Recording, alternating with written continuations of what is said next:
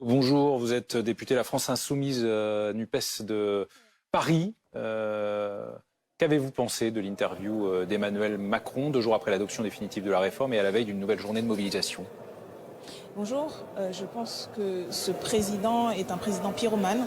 Son intervention n'est pas simplement hors sol, c'est stratosphérique, c'est à des années-lumière de la réalité quotidienne que vivent les salariés de ce pays, les plus précaires, les premiers et premières de cordée, et surtout c'est à des années-lumière de ce que lui disent les Français et les Français très très massivement, que ce soit dans les sondages, mais à travers leurs organisations syndicales, à travers les manifestations. Il y a eu plus de 3,5 millions de personnes dans la rue, ça fait des mois que ça dure, et il regarde tout ça d'un air méprisant, en refaisant la leçon aux gens, en enchaînant les mensonges après mensonges. Je trouve cette intervention particulièrement déplorable et dangereuse. Daniel Obono, demain, 9e journée de mobilisation à l'appel de l'intersyndicale. Est-ce que vous pensez que ça peut encore faire bouger les lignes ?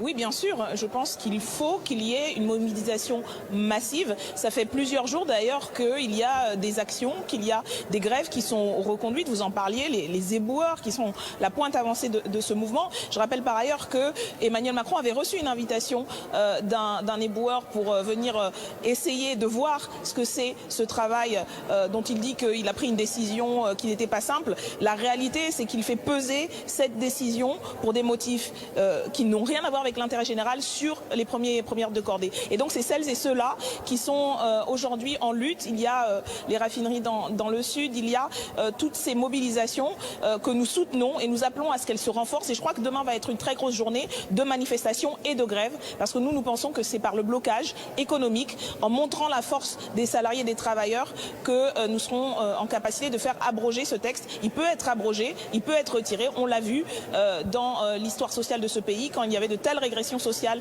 et une telle mobilisation démocratique, le pouvoir était obligé de reculer. Et donc il faut cette censure populaire du pouvoir macroniste qui est complètement en roue libre. Merci Daniel Obono d'avoir été en direct avec nous. Bonjour.